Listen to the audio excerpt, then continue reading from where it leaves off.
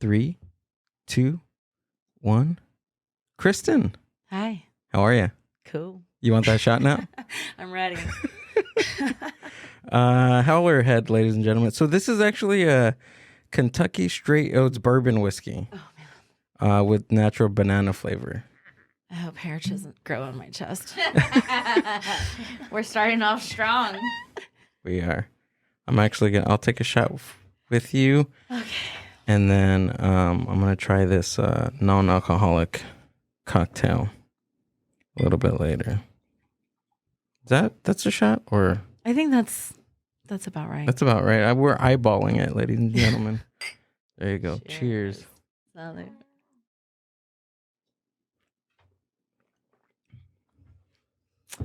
Was that a shot? That was really good. It was good. Can you taste the banana in there?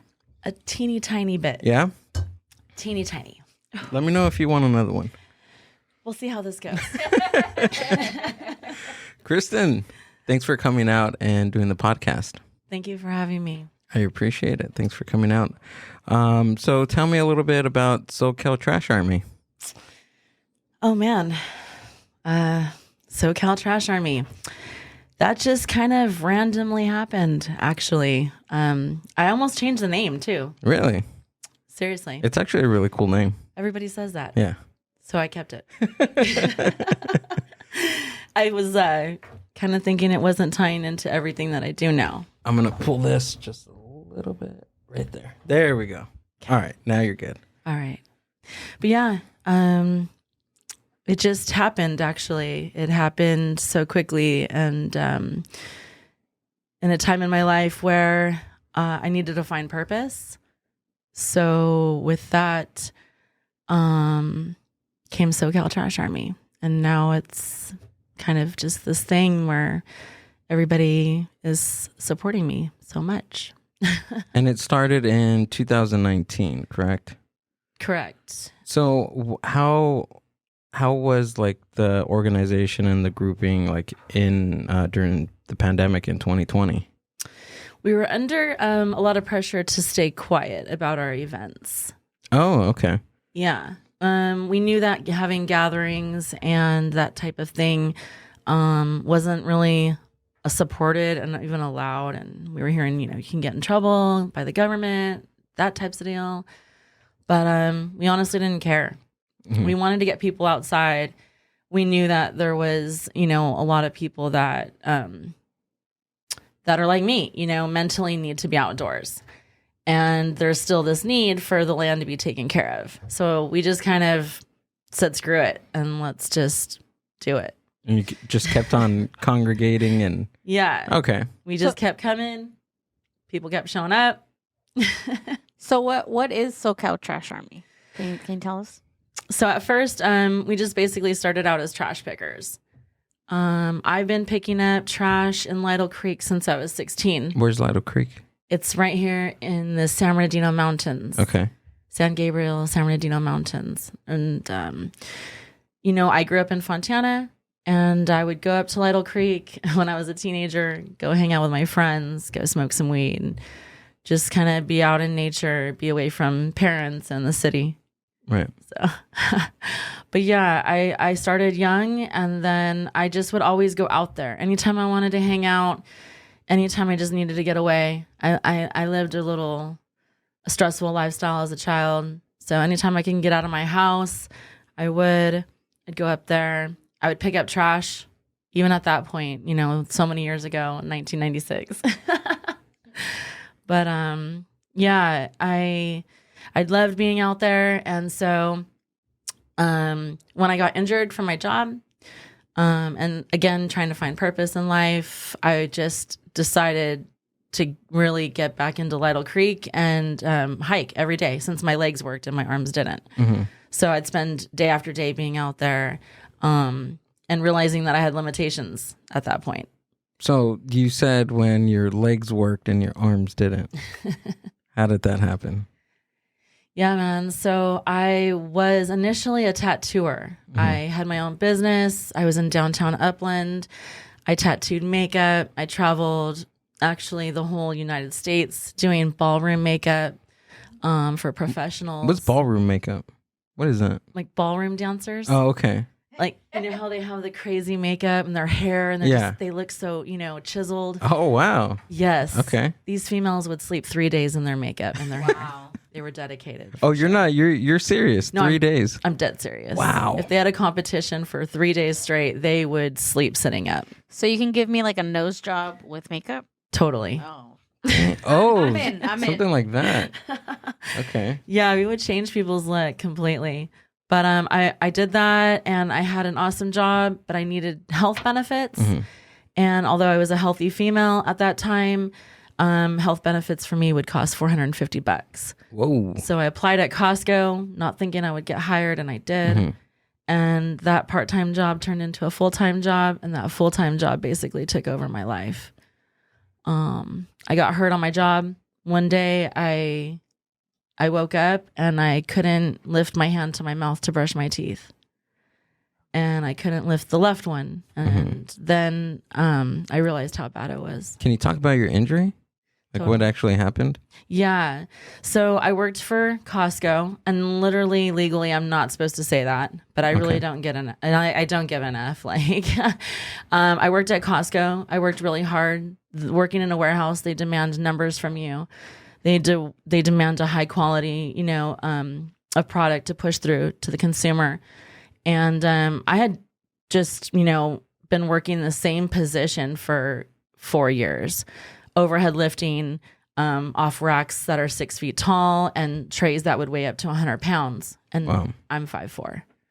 So my wings just literally gave out. I literally suffered from 14 documented injuries at the time of being examined. So Costco was found 100% at fault. I got a little tiny payout because people don't realize when they go to work every day that they have a price on their head already from their companies. And that price isn't exactly what you think you're worth. So after a long process of healing and legally dealing with a bunch of BS and going through that trauma. Oh, and after getting hurt, 2 weeks later, finding out that I was expecting my first baby. Oh. Yeah. Life literally changed Yeah. for me. It's crazy. Yeah, that's a big change. Yeah, I blew out both shoulders. I have identical rotator cuff tears at 9 o'clock. I have a C-spine injury from C3 to C7. I literally tore both bicipitals. I have really bad carpal tunnel. I blew out both my elbows. Like, I'm glad I look normal, but it is frustrating at times looking normal and being out there like I am. Right. Dang, do you still feel some of that pain, on a day-to-day basis? Every day. Yeah. That's why I smoke so much weed. No, I bet. I bet it helps with the inflammation and everything else. It's a powerful thing, man. Well, honestly, I would be spending the rest of my life on pills, and I'm just not about that life. I refuse to buy into the pharmaceutical companies and spend that money and ruin other parts of my body that are working and functioning just perfectly. Right. So, being medicated with cannabis, I'm a strong advocate for it. Some of my sponsors are, cannabis companies. Oh, okay. And I rock with it. I smoke every day, every hour. I'm always high. If you see me, don't judge me. I do this work being a stoner. Not all stoners are lazy. I know. I think that's just like the craziest stigma to cannabis is every cannabis user is lazy. And sometimes when I use cannabis, I don't get stuck. Like I don't get stuck like how those dumb commercials in the 1990s. The girl where she's like flat on. I'm like, I wish weed would do that to me, dude. When I start smoking, I'm just constantly up, and I need to do something. Like I hop on the laptop and I just start Googling stuff. I research stuff, or I start designing something on Adobe. Hell it's crazy. Yeah. That's awesome. Nah, cannabis is amazing. During the day, smoke some good sativa, and at night when it's time to relax, smoke that some good Indo, and you'll be chilling. Get creative. I'm an artist too, so. Okay, what kind of art do you play with? I know you said you're a tattoo artist. Do you draw? So I can't tattoo anymore. Unfortunately, because of my injuries, I can't tattoo. But I actually learned how to rewrite. I had to learn how to write over. Whoa. Yeah. Hold on. Yeah. What was that like? Tears literally splashing down on paper. Really? Yeah. So give me a timeline, like picking up the pen again for the first time. How did that feel? It was shaky.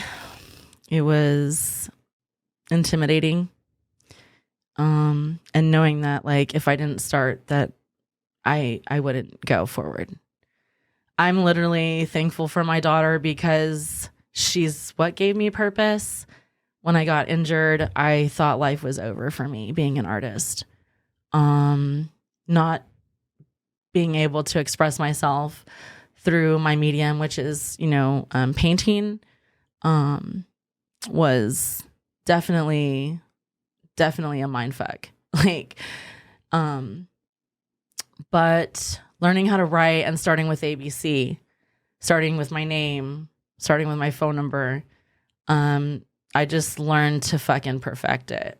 And then I just kept pushing myself to take steps to move further, picking up the paintbrush and, doing those really short strokes and learning that I have to paint on the floor and I can't use a canvas or I can't use, a painting stand or, any of that stuff. Like just finding my way. Like any other thing in my life now, it was like entering a whole new world. And I just learned how to fucking adapt just like anything else, and one of my first drawings was the book that I actually wrote for my daughter. Oh, okay. Yeah. And it's done and it just hasn't been printed yet. Wow. Do you have that on your page?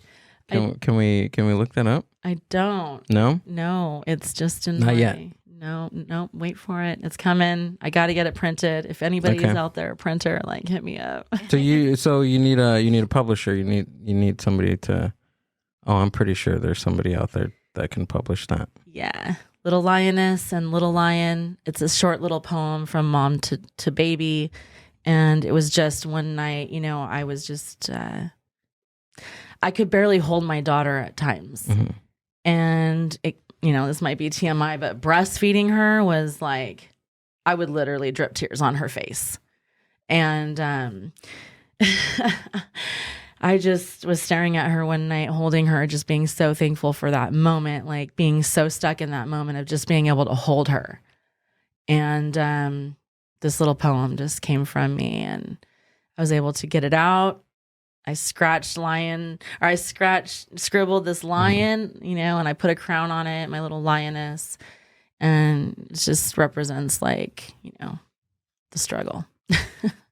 So from these injuries, you weren't able to move your hands. I'm like a T-Rex. Okay. I cannot lift. I have to. Yeah. So just imagine like a pulley, like, anything, mine's broken. So I cannot lift higher than. Oh, wow. Okay. Yeah. I can't raise the roof. I can't, wave my hands in the air like I don't care.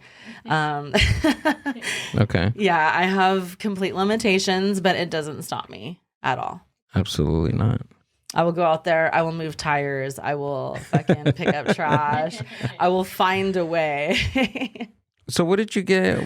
When did you get the idea or how did you get the idea for Socal Trash Army? So I'm glad you asked that because my girl Ellie never gets enough credit. But my girl Ellie, we weren't girls at the beginning, but she had planned to clean up for Lytle Creek. And someone tagged me in her post because my friend knew what I do already. And you were just doing that just because... I love the land. You love the land. Okay. Yeah. I know. Fucking weirdo. No, it's all good. No. That's cool.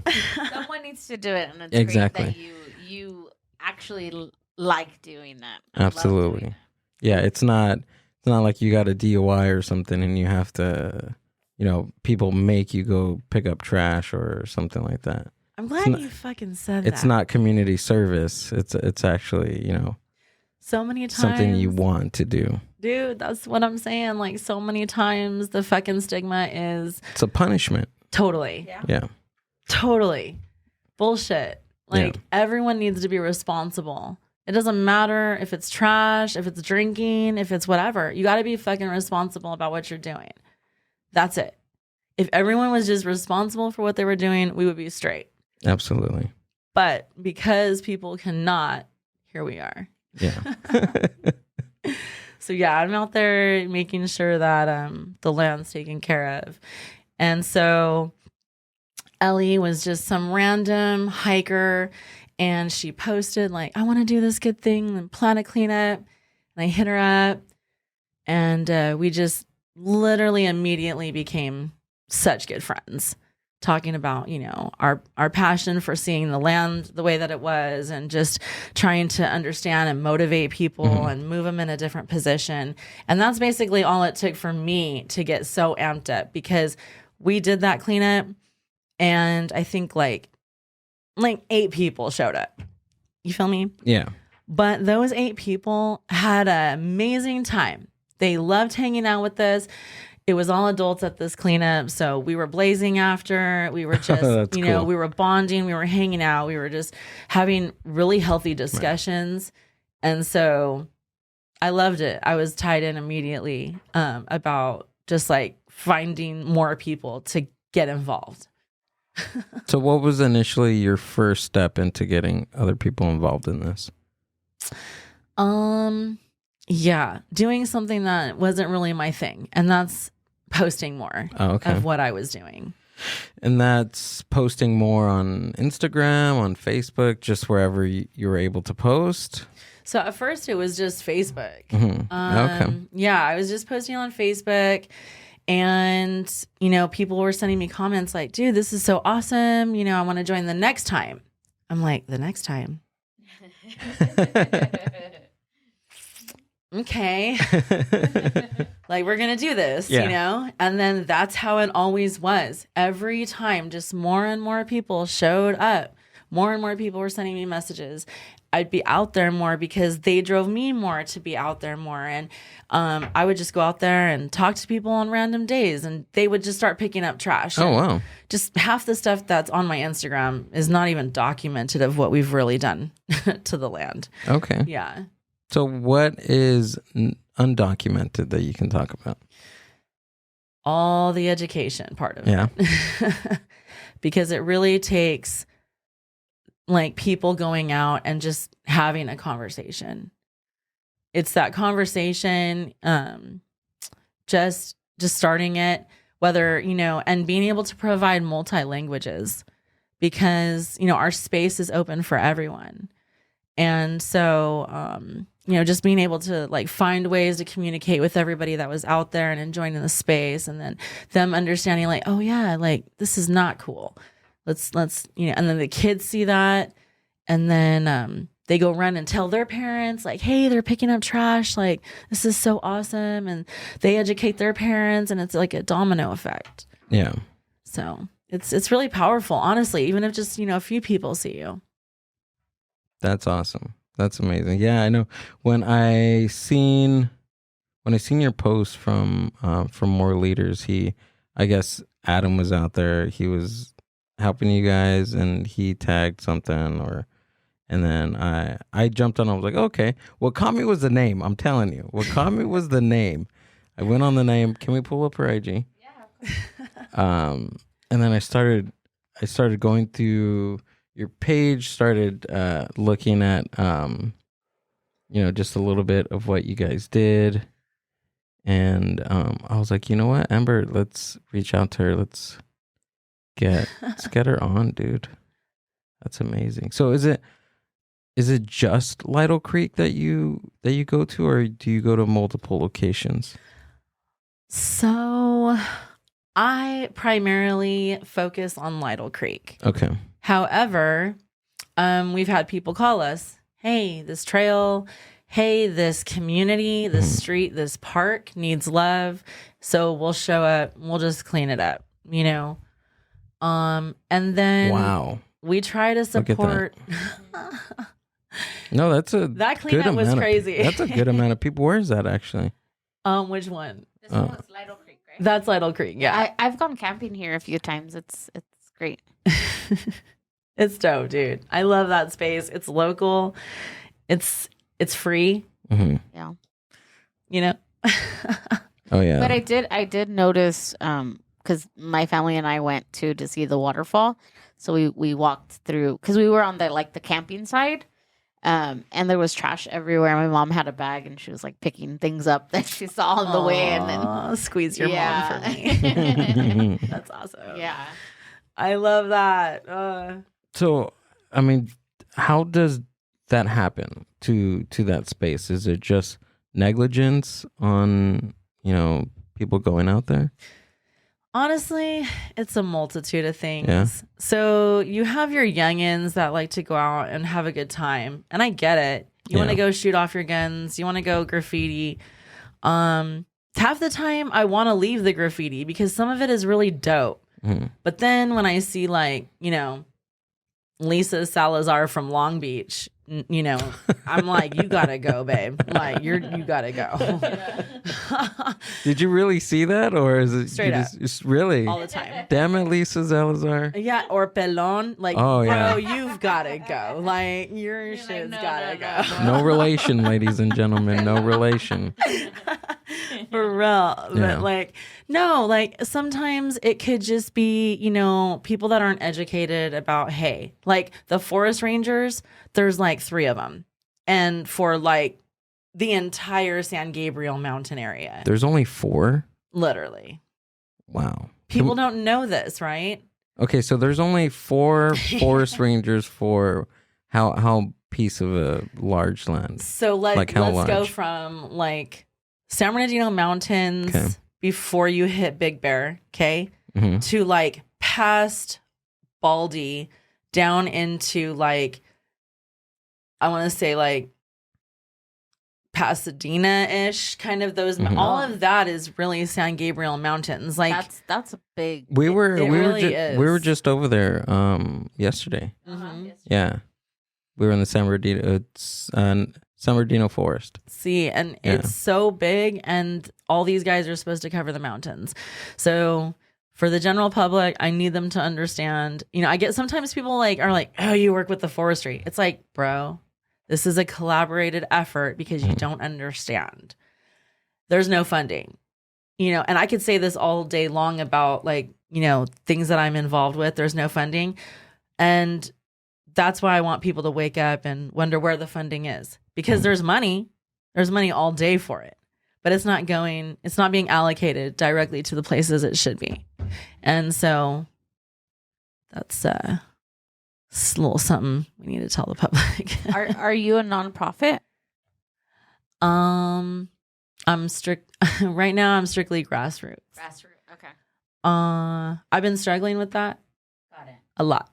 People are like, you need to go, nonprofit status. I've had Apple call me and tell me they want to work with me, but they can't because I am not nonprofit, and that I should have done that yesterday. So what is grassroots? What is that? Am I missing something here? Independent. Oh, okay. Pretty much. Oh, Right? Yeah, we are not fun. We are just, I'm 100% volunteer run. 100%. We gain nothing except for what people donate. So literally, the Operation Get Fed, I have to hustle every single week, everything free I can get for the street community. So yeah, if I had that nonprofit status, it would help me get so many more donations. Converse would probably work with me. I've been begging them to get on me, and Apple would have already been working with me. All these different bigger corporations would be on board. So because of your status with that, Yeah, because they're not going to get that, credit, that tax credit. They want the tax write-off. They want that. Oh, Yeah. So if you work with me, you're just doing it out of the goodness of your heart. damn. Like me. So if you want to be like me, Right. you're just doing it. Dang. So not only do you pick up trash, but you said that you help other communities, right? You said, is that what you... So yeah, going back to the pandemic, When we were out there picking up trash, we noticed that like more and more unhoused people were living in the forest, which caused more trash. Because honestly, in the forest? Yeah. Wow. We'd find, I mean, if you've ever like seen a picture of Bob Hope's house, I found an encampment that was literally like several layers high, stories high. They had views on views. Of encampments? Yeah, it was really, really bad. My God. Yeah. So with that being said, like it just drew me more into thinking about what's really happening to us as a culture. Community. Yeah. And then I just tried to reach out and find anybody that could give me food at that point. Where can I get free food? I wanted to feed these people. You know, I wanted to show them that like they're not alone, you know, especially living like in the forest. And so I like met a Dr. Gandhi, and he was able to introduce me to this Hindu temple, and these people are amazing. I was able to get free food, meals, but the thing was they're in Norwalk, so I had to like scrounge money to get a U-Haul to drive out there, and yeah, it was really difficult. But I do it, and I just start feeding people, and now it's an every week thing. Oh wow. Whoa. That's Yeah. great. That's awesome. And then from, wait, by Bob Hope's house? Like, I don't, No. hold on, you threw me, Are you stoned? you threw me off. Wait, hold on, can we look up Bob Hope's house, please? I found Sorry. an encampment that literally looked like Bob Hope's house. Oh, okay. That's what you said. Okay, I thought you said that. I'm sorry. Have another shot. Let's Jeez, right? Maybe you shouldn't. No, but I understood the same, that they were like covering Bob Hope's like view or something. That's what I thought. They just like, if you've ever seen his house, he has like the most amazing views in Palm Springs. Oh, okay. Oh, got Yeah, it. maybe Google it so you Let's. can see it. Can we look? Yeah. Give me some context. Jeez. You were What- like, I'm you were old. like I an don't hour late. I was in awe. That was the last thing that I can, like, I grasped what you said about the about that encampment.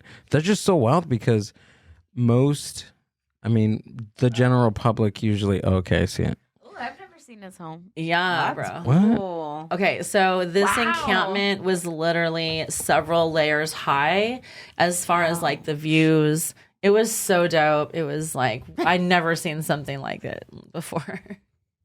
So the encampment was where exactly? It was, so it was in a little portion of Lytle Creek called Middle Fork. Middle Fork. Yeah. In the like In I was the saying, forest. like I was saying, just before we looked up the Bob Hope's house.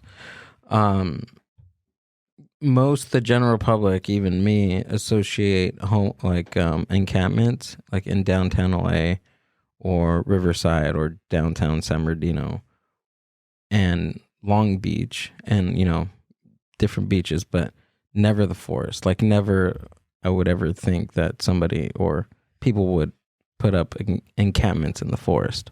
So that's awesome that you brought that up, because I can, with the experience I have now, explain to you why. Okay. So when you're in the city and you're unhoused, your encampment is going to be cleaned up every week. The city and Burtech is going to come through and is going to put all your belongings in their dumpster, and then you have to start over. That's if you get to even stay at that location where that happened. And for people who suffer from mental illness, who don't, may have trauma with dealing with people and the public, may get picked on a lot. Those are the ones that move into the forest because they can't deal with, the inner city problems of being unhoused. Right. Wow. And that, I don't know, that's crazy. That's just, it blows my mind. It's fucking freezing, dude. Dude, not only that, but I mean, having to get any type of like food and Yeah, water to that. because you're so far away from Yes. Other people. yeah. In the city, at least people throw something out. Or something in here, and I didn't know they were living there either. That's crazy. It's really, really a whole different vibe, honestly. I bet. Yeah. Do you because you were saying that you take them like food and stuff, do you take like clothing or anything like that as well? So do you take all those donations?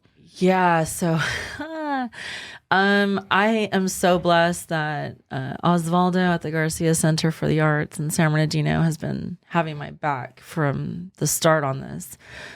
He has like provided this huge storage for me to put my donations in. Oh wow, okay. Yeah, it's awesome, and I feel so blessed to be there because it's a healthy spot. You know, Adam's there too, and like it's just the culture of all us artists, you know, and having this amazing space. But yeah, I collect donations all the time. I take clothing, shoes, blankets, tents, tarps, any type of camping stuff, lights, you know, propane. Any of that stuff I take. But yeah, if you're going to make a donation, just hit me up, DM me on Instagram, socaltrasharmy.com or .instagram, whatever. But yeah, as far as clothing, I kind of stopped taking because of my disability. Mm-hmm. That is drawing a limitation. You know, I most of the time have volunteers rocking with me because of not being a nonprofit. I really can't pay anybody. So all these awesome people who do rock with me are just doing it because they either are addicted like me or they love me. I don't know. It's a combination, but yeah. Wow. I know it's a lot. That is a lot. It's a lot. You're doing some fucking awesome things. Dude, I got a doctor. On my street team now. Really? It's so dope. I can't even tell you how dope this is. He performed an ultrasound on this man's heart at the park. Oh, I think I seen one of your videos, right? Yes, You put it on it's here? the one I just posted. Where is it at? This one, right? Yeah. Oh, sure. I Oh feel my so God. blessed. Yeah. Does it have a... It does. Just click it. Did it? W's only, you know I've been winning. Top of the world, the globe is spinning. If you know, I've been on a mission. Go. Okay, let's get it. Got a little time on my hands like a wristwatch. I don't got time for the brakes and the pit stop. Race through the gridlock, take it like Chris Rock. Right to the chin, still win. Heavy metals like Slipknot. Got the driving, I got tunnel vision. I just hit my stride the way I run the business. I've been making paper like I'm Dunder Mifflin. See the end game, I got one division. Look, I don't ever bother with a critic. Hit him with a chronicle of Riddick. Boom, bottle full of Ritalin. I hit him with a little bit of riddle me this, riddle me that. My bad, fell asleep at the gas. No time to wait though. Elon Musk, I'm trying to bankroll. New Tesla just cause I say so. Electric whip like Ivan Van Gogh. I just did it. W's only, you know I've been winning. Top of the world, the globe is spinning. If you know, I've been on a mission. Okay, let's get look, they said that I couldn't do it, so I went and Wow. Oh yeah, there it is. Wow. So right there in the park, you know, those are, so I deliver produce to about 10 to 15 families, depending on what I can get my hands on every week. They're just families that are like near our center that are kind of going through it, you know, and so they all have kids and I'm kind of attached. So How did you first get hooked up with the Garcia Center? let me think back. So it was November of 2020, I think it was. And the homie mentioned, or I said that I wanted to do a Christmas event.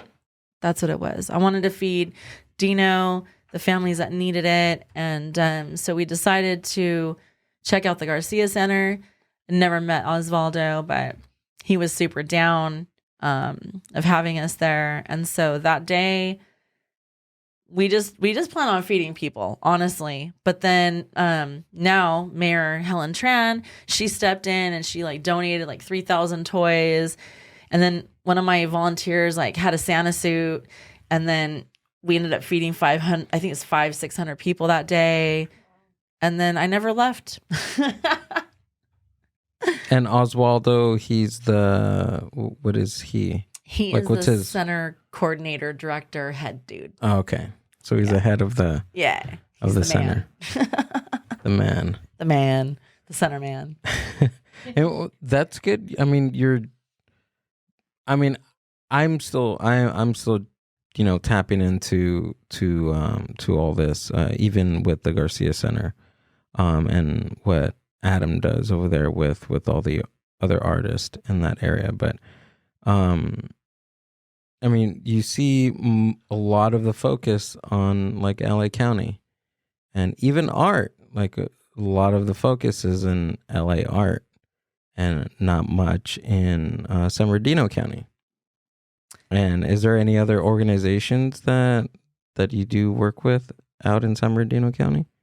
Oh man, I work with so many awesome orgs, to be Yeah. honest. Like doing this work, and I think like my success has been because like I'm transparent and honest and like just doing the right thing of like what I feel is right. I work with some amazing organizations. So number one is like Sisters Making a Difference. I literally found a sister organizer within that, organization. Ronnie is like super special. She's so dope. She tries so hard. She's a single mom like me. We understand, what this life is like because not many do. It's a rough life. Our safety is always on the line. It's just, it's really, really busy. And people are always, wanting our attention. So Ronnie is like one of my girls. And like I like for the fact that I'm accepted by COPE, which is a like spiritual, like Christian religion based organization. They have me sitting on their housing committee. Oh, and so it's so dope that they allow me to be me.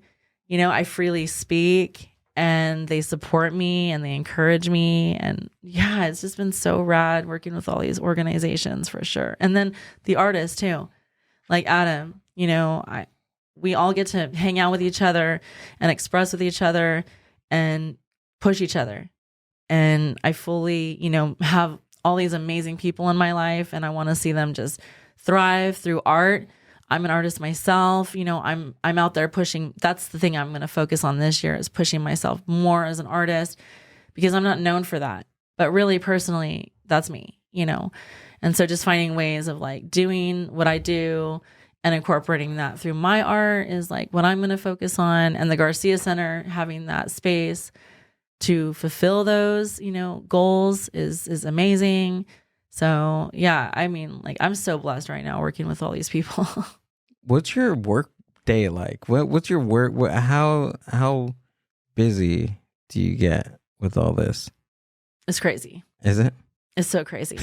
No one wants to date me.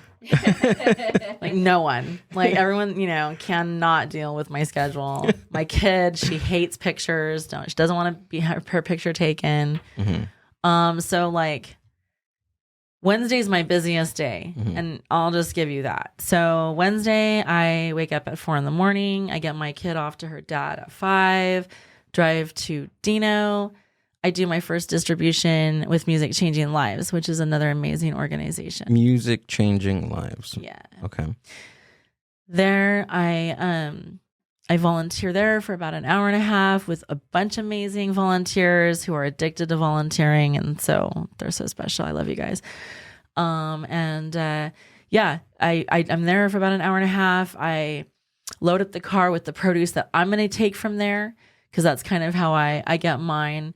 And then I take it over to the Garcia Center if I have my car. And then I usually have a truck, 2 loads of produce. Get it back to the center. We unload the truck. Everyone at the center like helps me bring the things out of the storage, whether it's water, medical supplies, clothes, shoes that I've collected over the past week and whatever before. We get that all, kind of organized because I'm kind of OCD about it, organized on the tables. We have our section for what's going to go on the streets. We have our section for what's going to go to the houses. And then lately we've been taking care of another building on 4th Street with 200 plus people about to face homelessness. And then, so it's a building? yeah, it's a building. Just a abandoned building, or is it anybody? Is it No. managed by the city? So it was at one point a nonprofit. It was kind of dorm rooms for the sports center that's right next door. But when COVID hit, there was no longer allowed to be the sports school because of traveling and all that. So the owners took it upon themselves to charge cheap rent and rent out to the public. That backfired. And not only was the owner of the building doing that, but the city was placing disabled seniors and sex offenders there, with people with minors, very small children, and they had no idea they were living in this building together. So this building has been kind of near and dear to my heart, and yeah, I'm there quite frequently.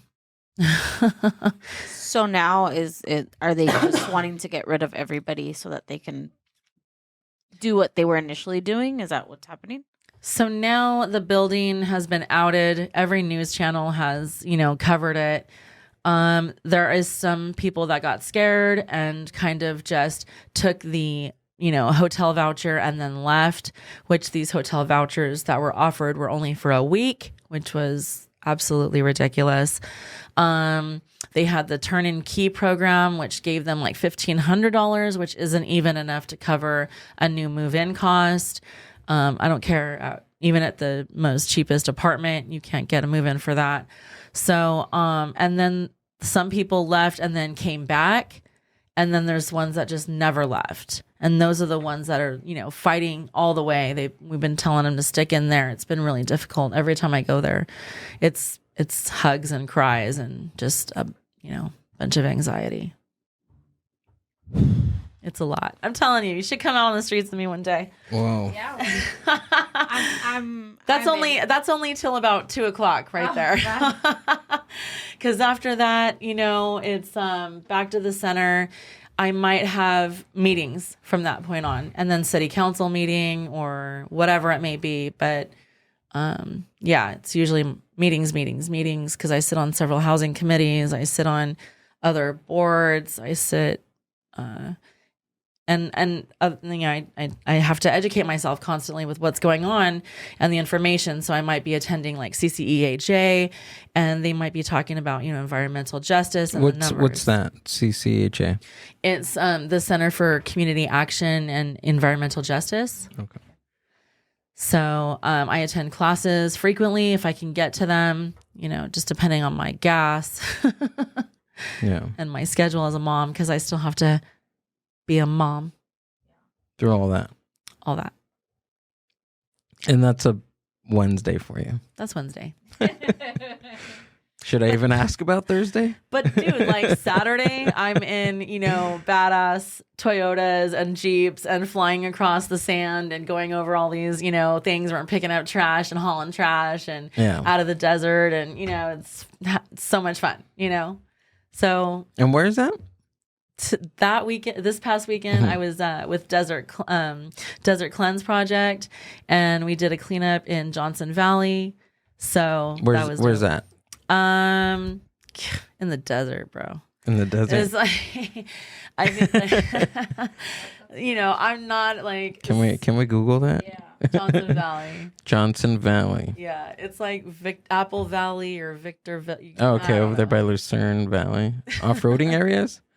Oh, that's cool. Which off-roading isn't my thing. I wish it was. I need a truck. If anybody hears me and wants to donate a badass truck. I cannot take my mom car to these locations. That's where people take their Jeeps and stuff. Dude, oh, wow. there's a whole dope like off-roading community and so much fun. It's fun. It's a lot of fun. My dad has one of these, the Can-Am, so dude, we so do much off-roading. fun. It is. Just one thing I gotta say about all these different trash sites is consistently the number one thing out there is beer cans and bottles. Oh yeah, like consistently, no matter if it's the beach, the forest, or the desert. That's what is like number one find. I don't understand that. Like, don't most people recycle? I don't know. Even if you're gonna throw away recyclables, at least throw them in a bin. Like, I mean, that doesn't make sense. They need trash bags. Like, what's the solution? What is the solution? I mean, there's If there is one, honestly, it's dudes.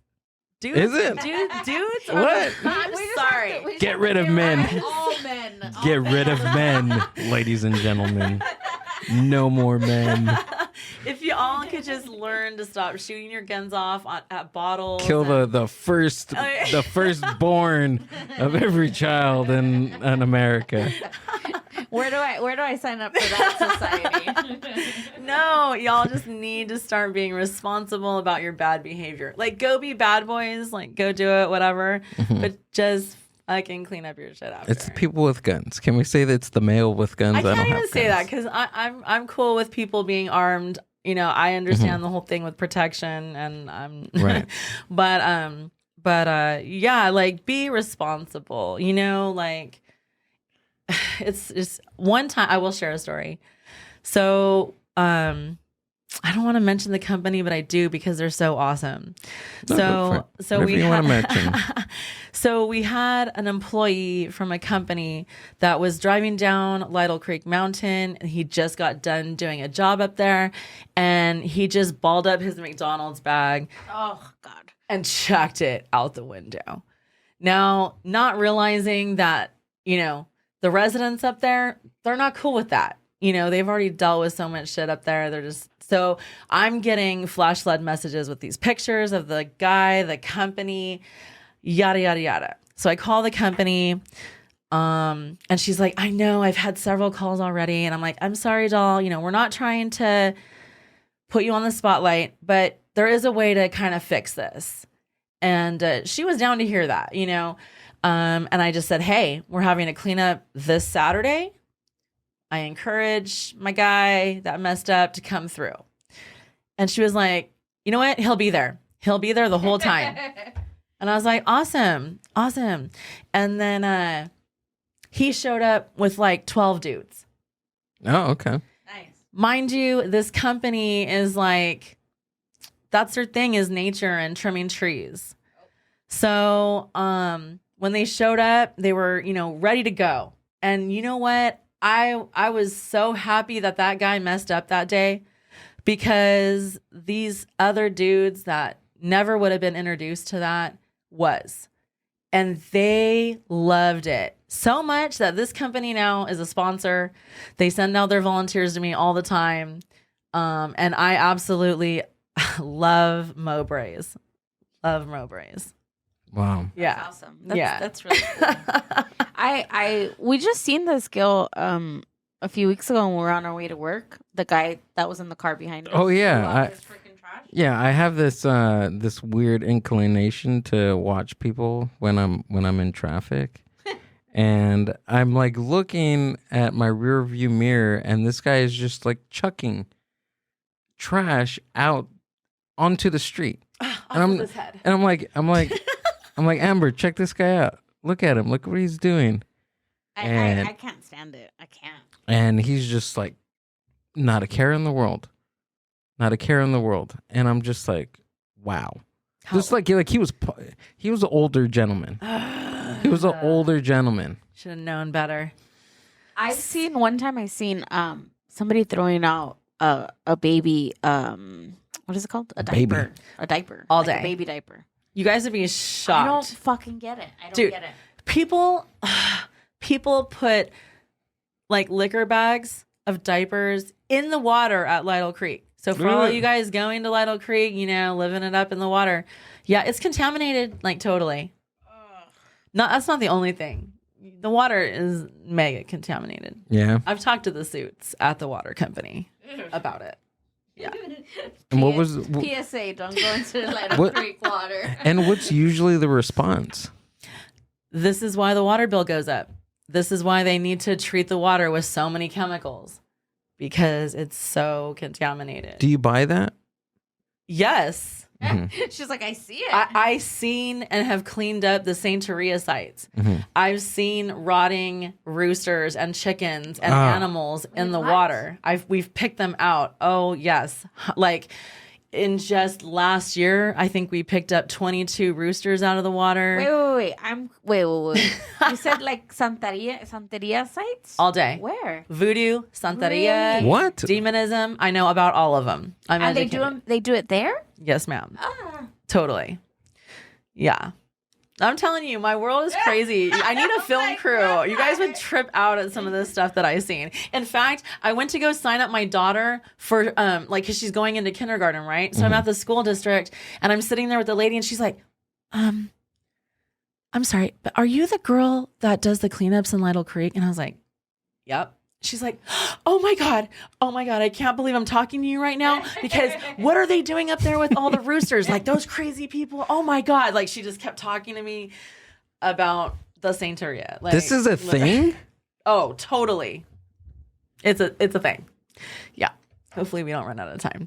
No, we got a lot of time. No, we got plenty of time. We got time. Tell us about this. Bro. So, I don't even know where to start. I mean, there had been times where I would find animals, yeah. But I wasn't really putting it together until I started finding the actual locations. And I think that's the thing about me is that I just know where these locations are and I've studied them enough to know that what they're doing, honestly. So it's a big thing. They have groups. They will literally take buses or vans up there of groups of people, and you can purchase their services on OfferUp, WhatsApp app. Yep. It ranges from $300 to $800 depending on exactly what type of cleanse you need, if it requires a goat or a pig, that types of thing. I'm telling you, it goes my God. Really deep. I'm like, I've been in that water. Well, here you go. Oh, God. Are you okay? I'm like, let me see your face. He's so troubled right now. I think we've both been in that water. All right, I'll tell you the process of the Santeria. Okay. So I think that's where I'm lost. It's like we're now we have goats involved. Yes. Well, Santeria is like voodoo, like a Latino. Can you pull it up, it's actually like Cuban. Yeah. It's Afro-Cuban. That's right. It's the history. I know this because, again, of all the research I've had to do. But they have these beliefs and these spiritual rituals that they do depending on the moon. A lot of that has to tie in with it. And the water then they go there specifically because of the running water. So the belief is that, say you came to me and you needed this cleanse, I'm going to have you come to the water. I'm going to have you strip of your clothing. There's probably going to be some type of yelling and drumming and all of that. And you will be naked in the water. And then let's just say a rooster. They will then slit the rooster, which the rooster does feel this, by the way, is completely tortured. And they will wash you with the blood of the animal. And that is your renewal process, basically. Wow. Yes. So we find a lot of clothing changes. Like I said, just so many boxes of like the roosters being in them. And then the roosters eventually. Sometimes we'll find the heads completely in different locations because they've traveled down the water. It's just, So it takes a lot of research to find them and keep up with their locations. And is it always the same locations that they're going to, or they're going to usually like during the season, they will keep it at one location, but like it for themselves. But there's several different locations that this is happening. Isn't this don't you have like a painting of her? I was just gonna say. That's your girl? Okay. No, she's not. She's not my girl. I went to Cuba in 2019, and I like to collect like artwork and things like that. So I got I mean, at that time I didn't know the severity of it, right? But she's pretty famous in Cuba. She's like the main like santera, and they were selling like art pieces of her, and it's like on a like an old newspaper, and somebody did it. So I brought it home. Wow. I don't condone any of this. Okay, Honestly, it's art. It's not for me to judge. Yeah. My thing is that like there's kids in this water. Mhm. So like really your ritual is now like hurting someone else. You feel me? Yeah. Like I know for a fact I've been cut in Lytle Creek and I've been in the water and I've had to get shots in my butt. Oh yeah, I Like, wouldn't even I've think had about that until right infections now. straight from Lytle Creek, like numerous times. My friends can tell you for a fact. Like, yeah, numerous. And so that's what sparked me about the contamination of the water. Mhm. And sure enough, when I went to the suits, they told me, exactly what it was. Wow. Yeah. hmm And like I said, then, with the demonism, I find the dogs out there because their thing is the dogs with the deity. They will literally raise like the dopest, most expensive dog for 10 years. What? Literally feed it the most expensive food. That thing will Yeah. have like an amazing living situation until the day comes when it's time. And then I find like badass show dogs out there. Oh my gosh. Literally. What do they do with the dogs? They sacrifice them. They sacrifice them. So the dogs will usually be burned at the legs and then What? beheaded. Yeah. And how would they burn them? Like do they have them like on like a cross or something, or So they're not Like how- hanging. they're not hanging them? So they usually have like a space where the dog is like standing, and they'll just burn that area, and then they do their thing. I'm guessing. I've never actually attended one. I've just kind of watched some things, and then they will like lay the dog on this rock or piece of wood or whatever, and then behead it as their Jesus. yeah. I'm like, and this is happening what, like 30 minutes from here? Literally happening here. Yeah. hmm Wow. And then sometimes it's just, like memorials. I see a lot of sites that, there was like someone that had passed. It was like maybe a child. We find a lot of like child, toys, cars and stuff like that, pictures, letters. So I'm like, yeah. I'm not going to lie, and don't judge me because it wasn't me. But now that I think about it, my cousin, which he just passed away about a month and a half ago, but his ex-wife passed away years ago. And he didn't tell us till years after, and I'm sure that's why he didn't tell us. But his wife loved going there to Lytle Creek, and they would go like often. And he went and he spread her ashes in the creek. Oh wow. There you go. So I'm sure she's not the only one that was spread. Definitely not the only one. I can tell you that water is busy. Wow. Yeah. It's because it's just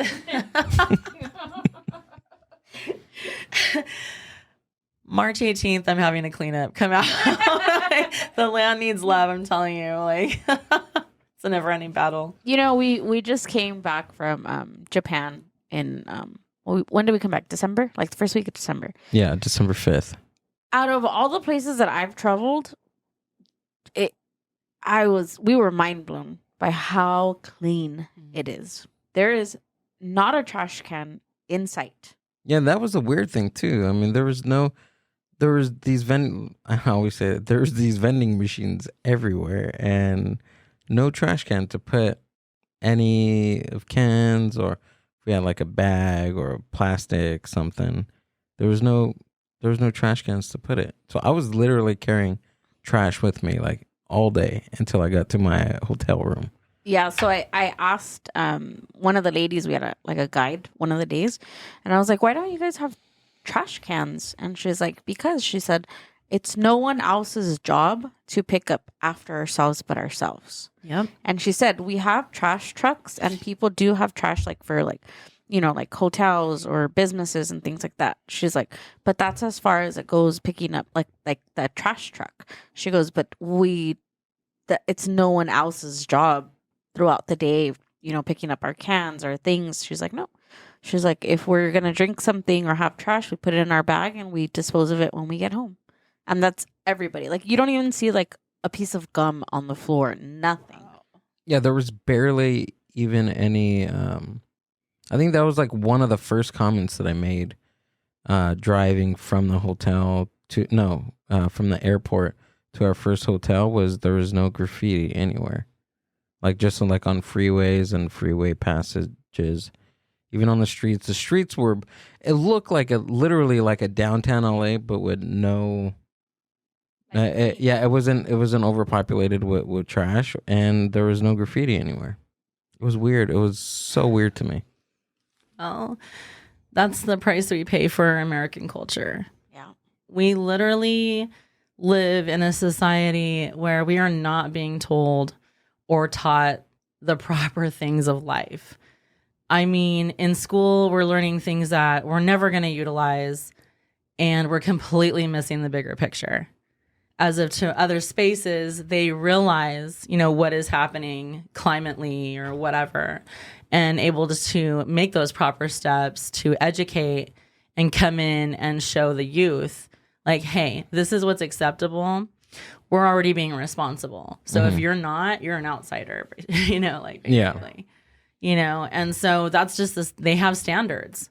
And here, when your community isn't offered, you know, just the basic things about finding their gifts, their special talents in life, a lot of people are passed up and passed by.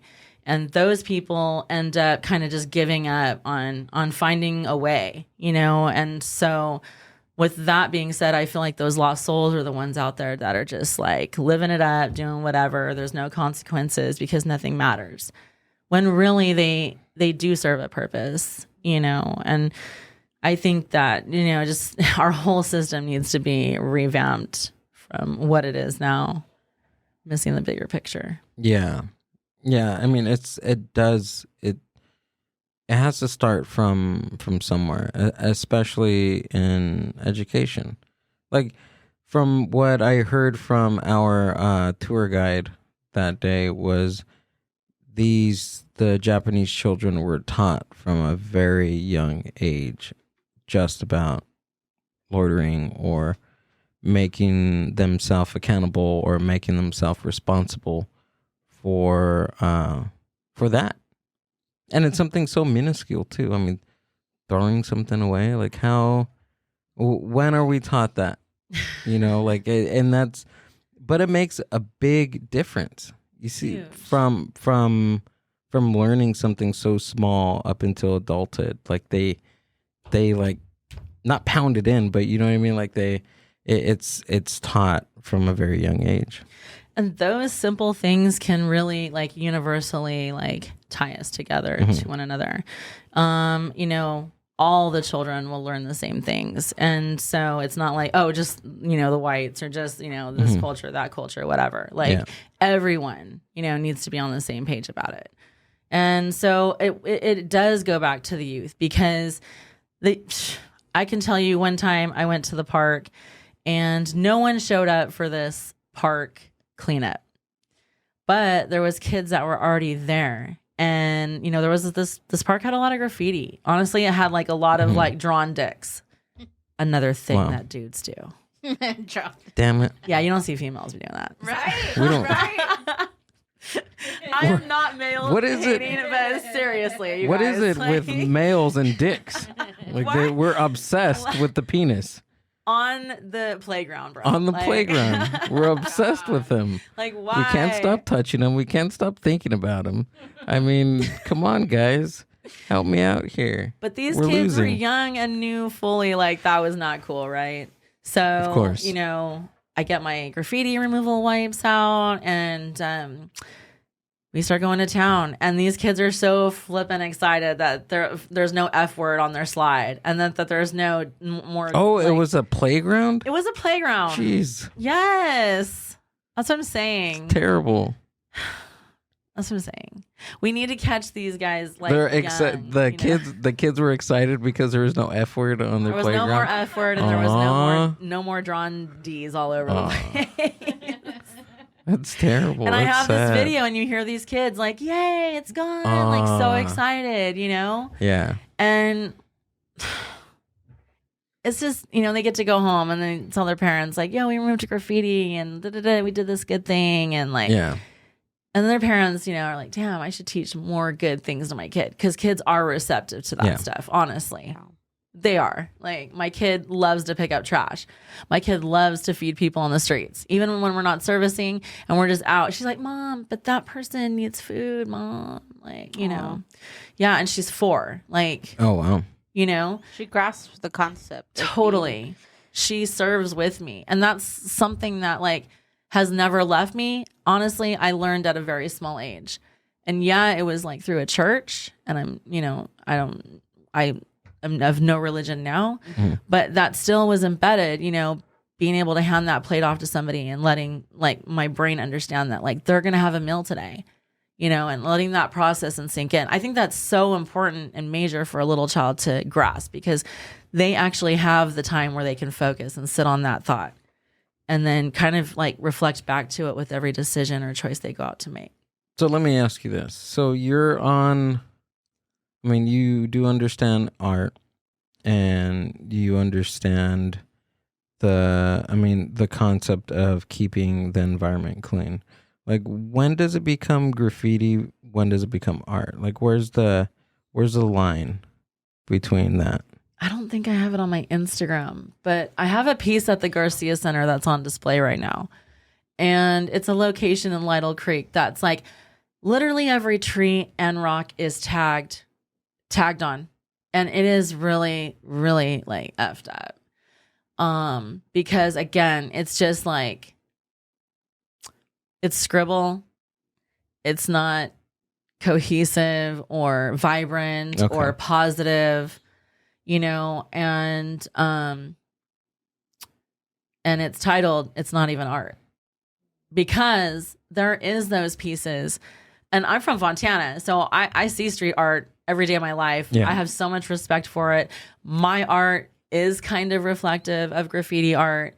I love like the vibrancy, like just the fluid bubbleness, and like this, like, the freedom of the expression.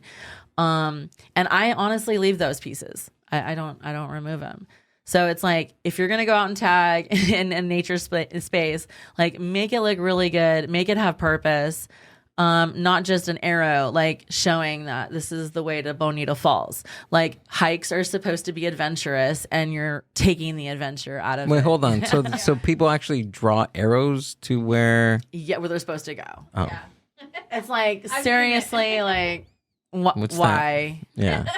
Why? That makes no sense. If you're going to get... I mean, honestly, if you're like not going to be adventurous, what's the point? And y'all are dumb too, because it could be leading you into a bad situation. Like, That's absolutely true. No, totally. Yeah. I've been chased out of there by crazy unhoused people that have been out there for a really, really long time. So you have to be like, you have to take your street smarts into the forest when you're there, because you never know. So I know you said earlier too about it being kind of dangerous, like how I can imagine, right? Like that it is dangerous because you're out there, not protected. I mean, you have people that go with you, but still, have you ever encountered something like pretty dangerous? Or is it every time, or is it just sometimes? How are you on time, by the way? You're good? Oh, I'm straight. Yeah, I'm straight. Okay. Can I get you another drink? Yeah, if you're down. Yeah, well, I'm going to try this Parch Okay. non-alcoholic beverage. Absolutely.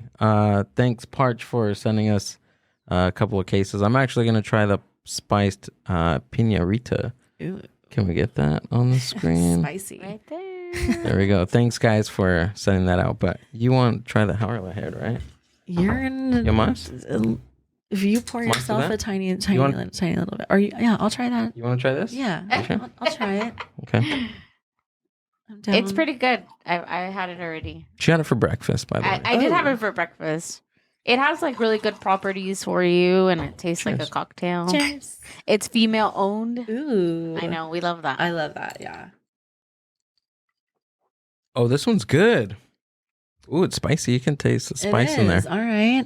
Mm. I think it's made with like agave, so it kind of tastes like mezcal, like kind of like Blue Weber agave, cognac pepper, lime, roasted pineapple. Oh, That sounds. I could taste the roasted pineapple Totally. in there, actually. On ice with some mint in there. would be Pinot dope. Rita. yeah, you can make a bomb ass cocktail. Slowly pour over ice, sip straight from the chilled can. Oh, wow. Mm. An You wanna show it ancient one more ritual. time? Yeah. Parch, thanks, guys, for sending that out. That's good. So, you're good on time? You're good? I'm good. You got water? I'm chilling. I have no kid tonight. Oh, so cool. Yay me. There we go. We're podcasting all night, ladies and gentlemen. Hey. So, you're out in the forest. Do you encounter anything that can be remotely dangerous? All day. Yeah. That was your question, right, Amber? Yeah. I mean, on the streets or on the forest? Because Yeah, I mean, wherever you're at, I'm sure that it's dangerous, right?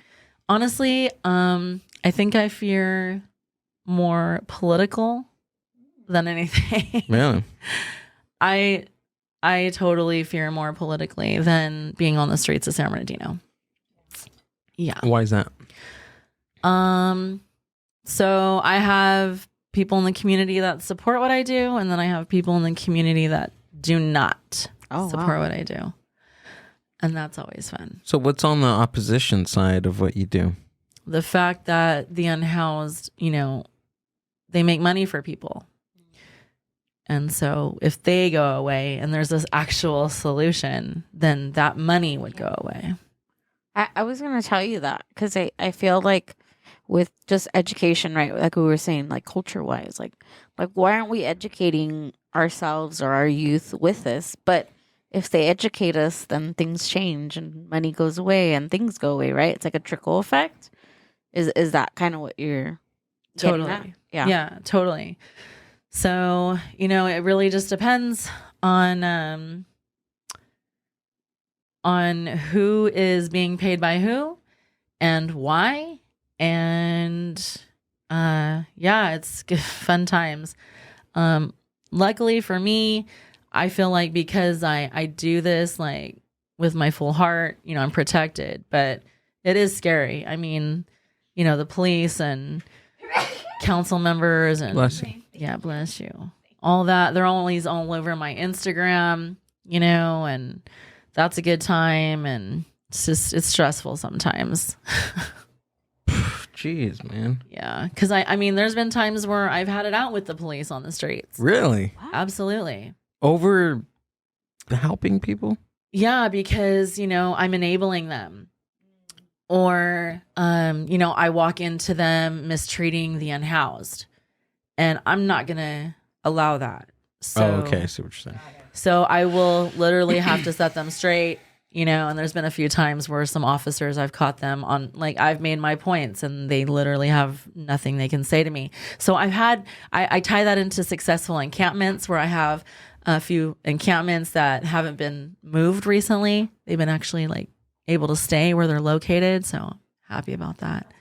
But Wow. with that being said, that cop, doesn't really like me at that point. So Do you see him often around the city?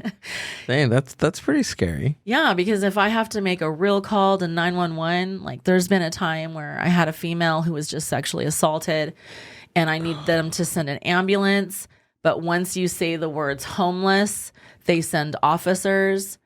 And, it just, it doesn't turn into a good situation at that point, especially when there's no female officer that shows up for a sexual assault. And so it's difficult, honestly, it really is. No ambulance. No ambulance? No ambulance, but 3 officers show up. Have you encountered anything like in Lytle Creek as far as like animals that are like animals that are alive that can potentially be harmless, harmful to you? Totally. Yeah. So there's always coyotes. Okay. Yeah. A few mountain lions. We had a mom have a baby last year, so they were roaming around. But that's been pretty much the only animal situation I've come. Yeah. The rest of them are usually dead. So No black bears or anything I like have that? not. No, thank God, because I've given my bear spray away to the streets. Oh. There's bear spray? I'm like, and in the street? Yeah. Yes, I give all my weapons to the females on the streets, you guys, because they tell me what happens to them. So I have to buy blades all the time and bear spray. Bear spray. Yeah, it shoots up to 40 feet. What? Wow. Yes. Can we pull that up? Please. Pull a video of somebody spraying bear spray. And someone please make a donation. I need bear Fucking spray. wild. Yeah, any MB people in our community that has access to this stuff. Yes, I love it. I want to see a video. Can we? Yes. That stuff right Oh. there. Yeah. Yep. Whoa. And they're probably pretty close right there. That is not Get a 40 video. feet. So yeah, that's close.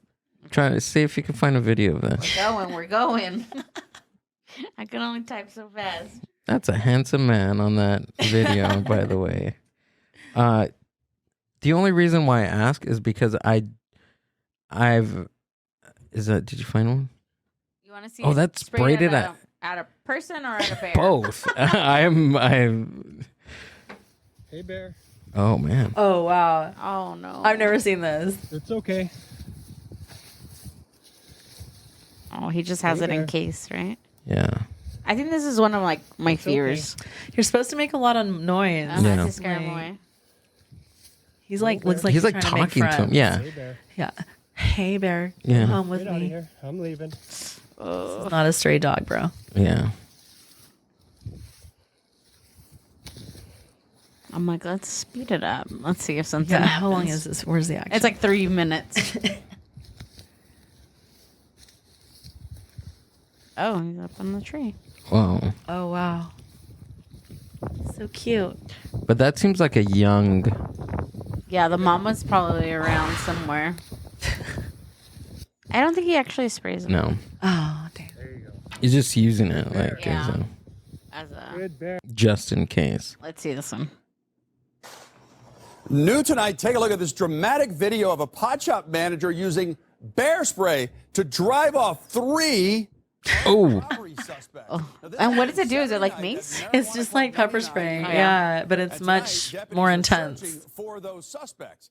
Chris Vincent tells us I didn't know he was just bear going spray through his existed. routine Yes, cleaning. REI, He noticed something please strange sponsor in the me. store cameras. Well, they won't because I'm not a nonprofit. I tried. We'll send you some stuff, right? They can send you Yeah. stuff. They can send you stuff. That would be dope. Back a second time. He's ordering me to open up the register. And I couldn't, so I noticed that the guy's a little bit away from me. I grabbed the bear spray. Yeah. Ooh. That was like a lot of pressure. Yes. Ooh. As I'm telling you. Oh, so you give that to Oh, women that man. are out on the street. Doors open. Well, I just recently, because I had 2 cans for myself, but Another armed robbery now I at have the same 0. store. Wow. That's wild. Yeah. You learn something new every day. We do. We learned something on this Yay. podcast. Pepper spray idiots. Yeah, that's wild. Don't even waste your money on pepper spray. Just get bear spray. Get bear spray. Yeah, just do it. You hear know what I'm that? saying? Like, you don't want to spritz them. You want to, like, Yeah. them up. Wow. Yeah, no. If you're coming at me, bro, you don't need to be a bear. I will literally pepper spray your ass, like for sure. It's happening. Yep. I recently, was it last night? I had a dream about being attacked by a bear. Oh, yeah, last night. Yeah. That's why I ask Oh, you need about the bear situation. yeah pepper spray. Or I mean Yeah. bear spray. Bear spray. Bear Any spray. bear spray. Yeah. So tonight in your dreams, we'll get you some bear spray And then Yeah. in you case just it comes back. Yeah. Yeah, give me some bear spray for Take that. that bear. Yeah. I think that's the animal that I am most like, that I fear for, is being attacked by a bear. I don't know why. I'm not even in the forest as much as you are, but I'm afraid of those. creatures, beautiful creatures, but Totally. yeah, They'll fuck you up. yeah. Yeah. I'm so afraid of snakes, you guys. And everyone's Snakes? like, bro, there's snakes out there all the time. And I'm like, don't look down. Yeah, Like, you don't have just to look don't down. even, I'm not even trying to look down at my steps, you know? Like, just, I'm out. I feel like the land's going to protect me. So Yeah. I'm cool. There's snakes. There's what else? There's Oh my God, spiders, Coyotes, a million different spiders. types of spiders. There's so many times I like get to an encampment Mm-hmm. and I like, I should have known, but I lift a blanket up and there's like 1,000 million Whoa. black spiders. I'm just like, fuck. Okay, probably just gonna leave that. no one's watching me, right? Yeah, you're gonna Not taking that. totally. Yeah. I get paid for free, so Right. yeah. What did somebody say? We get paid peanuts. So I don't even get peanuts. Bro. Peanut shells, maybe. Damn. So there's spiders out there. There's deer. I've seen.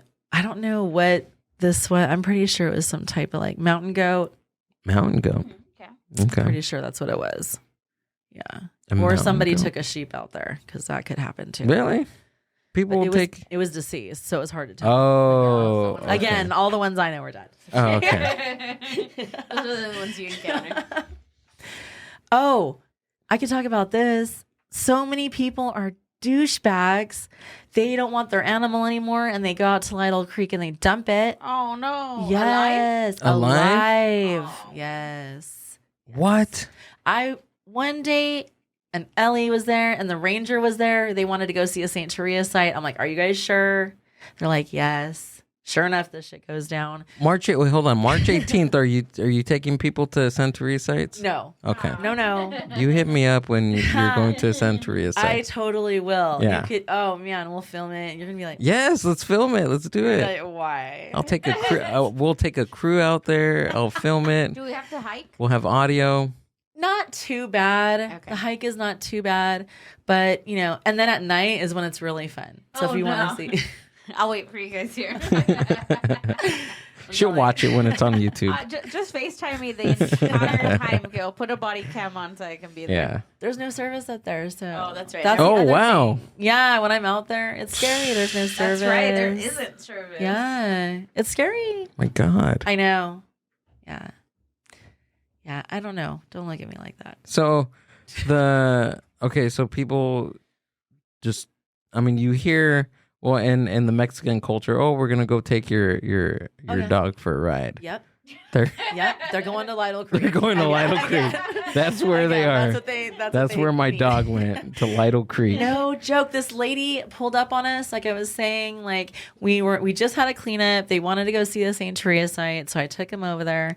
Sure enough, this lady pulls over, and I'm watching her, and then I just see the dog fly out the window. What? And she's driving off.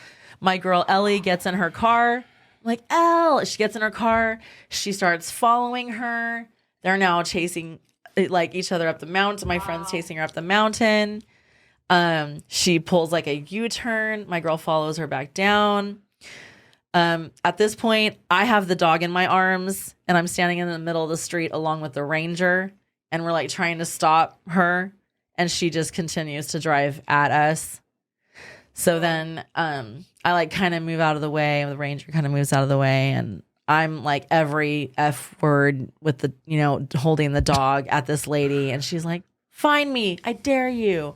And so, okay. Then this badass biker female pulled over. Her braid went all the way down to her ankles. I never seen something like this. And she was like, did she just throw the dog? I'm like, yeah. She ramped up that bike and like drove after her. And we just kind of were like standing in the street, like stunned that this dog was okay, for one, the way she just tossed him out the window. And for two, that just even happened, tried to run us over. But it was cool because we got the dog to the rescue and it was chipped. It was chipped. Oh. okay. So come to find out, the dog was rescued from Riverside and her name was Rainbow. which now it's Rainbow Creek because we had to put that on there. But yeah, they literally, the sheriff called the lady up and was like, did you just dump your dog in Lytle Creek? And she was like, yeah, I don't want the dog anymore. And the lady's like, well, you could have dropped it off here, there, or the other.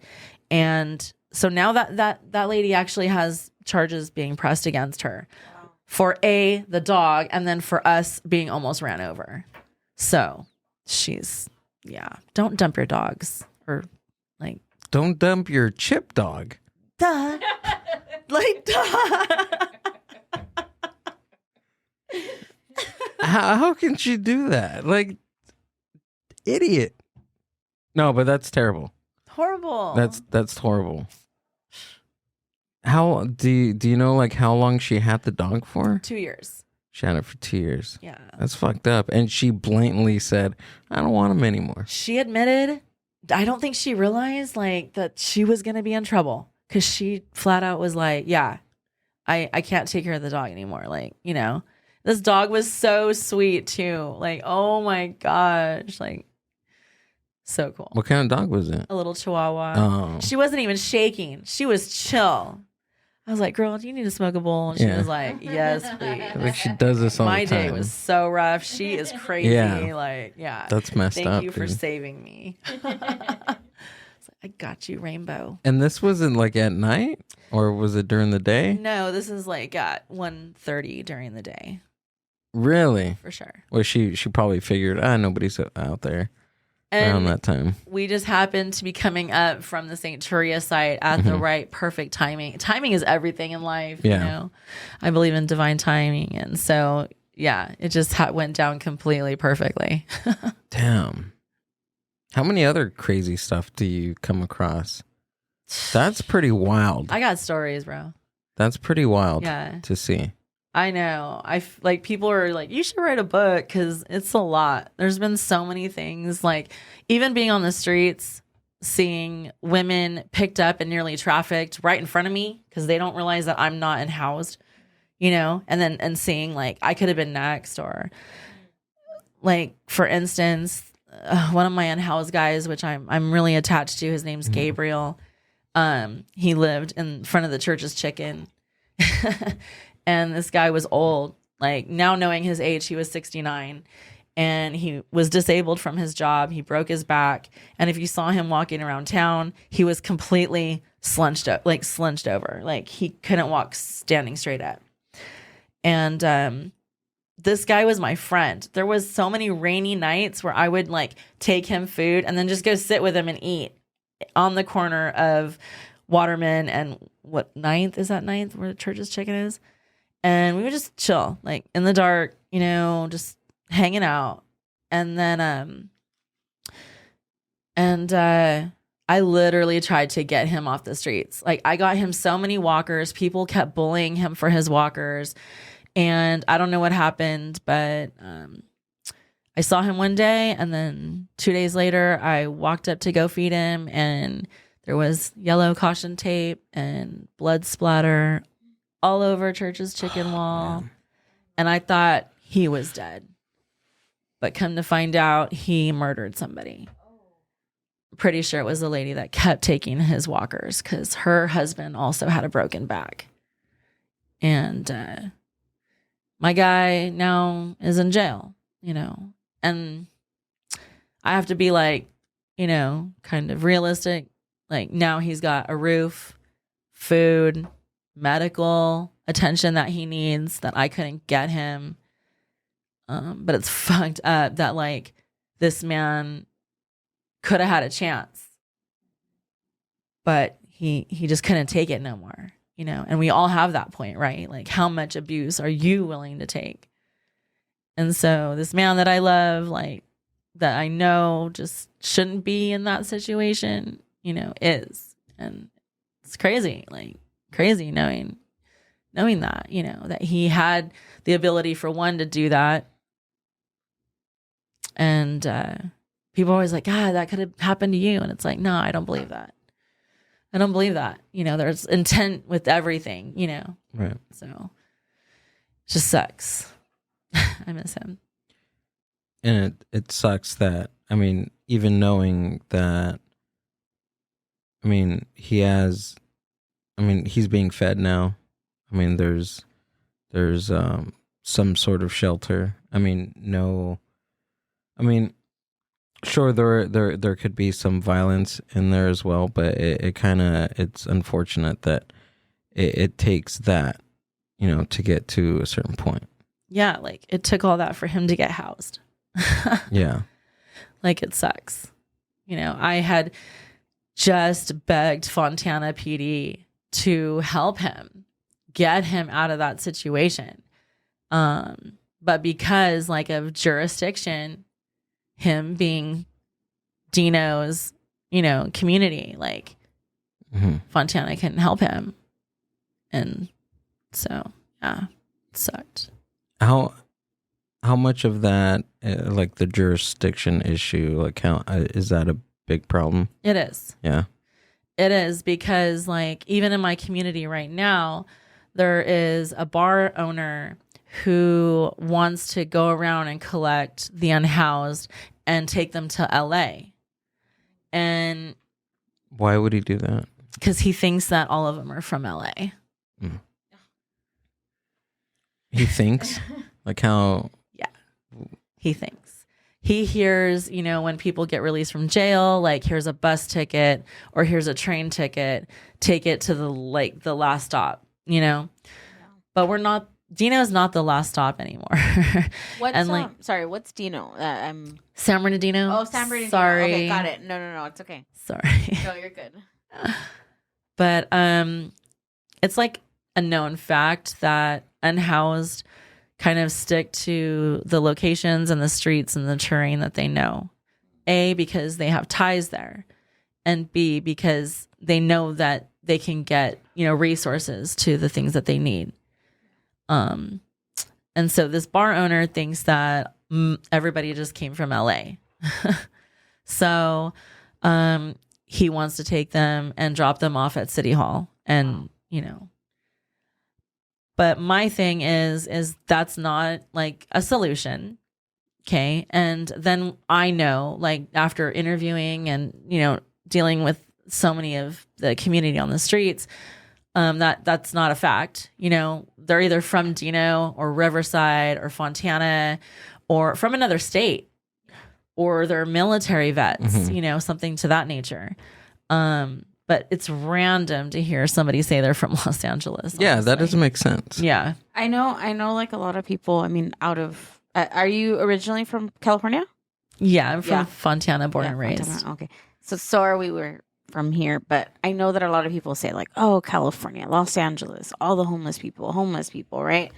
And I always tell Gail, I'm like, a lot of these homeless people are from other states, and they come to California because we're, believe it or not, one of the states that pretty much protects them more than the other states. So I'm like, if anything, we have, your people that, are looking for help and to be safer and, within our communities. But I hear that all the time. It's like, oh no, you guys are sending us your homeless people, or, things like that. And I'm like, a lot of the people are from out of state. Yeah, so California is the land of opportunity. We know that because everybody wants to come here, right? Now it's just full of warehouses, but at one point it was like the place to be. And so there's so many people that are now seniors that came here to take a chance on like being an actor, or like, just wanting to run away from a bad experience in life, which is cool. I get it. Like, kudos for them to trying to start over and find something fresh to do. But when that point was lost where they couldn't make it and they had no resources, now they're on the streets. But there's also a lot of people who should be receiving like government SSI and disability or like their welfare. But because of that whole process and how hard it is, they're not getting it for whatever reason. It's a long process. It is. It's a long process, and especially if you don't have the resources to get a state ID, if you don't have a mailing address. Like there's a like even the getting to the paperwork to do all the paperwork, being literate, doing and getting copies of your social security card. Like there's a lot in there. The process is just it's a deterrent from people getting the help that they need. Totally. And, once you're discouraged so many times, I mean, what's going to cause you to continue trying? So many people give up because they just feel like there's no more room for them to do anything to better their situation. And going back to my disability, that's kind of the reason why I do what I do. I see my face in a lot of these people. Becoming disabled was not something that I ever expected, and I was such a hustler. I tattooed, I did makeup, I worked at Costco, I had paycheck coming in, money coming in all the time. Art selling, it didn't matter. I make jewelry, like I did all these things, and in one moment, just one day, like I even worked overtime the day before. Like I woke up and my arms weren't, working. And your whole world changing.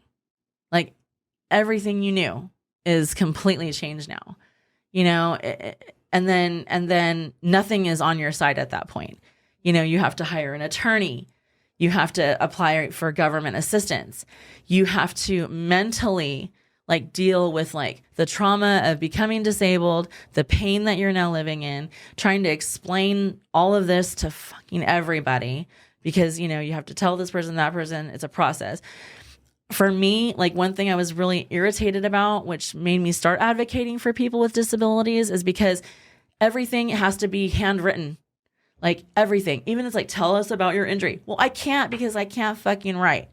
So, it's really, really a frustrating world, and say you give all that to someone who already has a learning disability, it's what is that person going to do?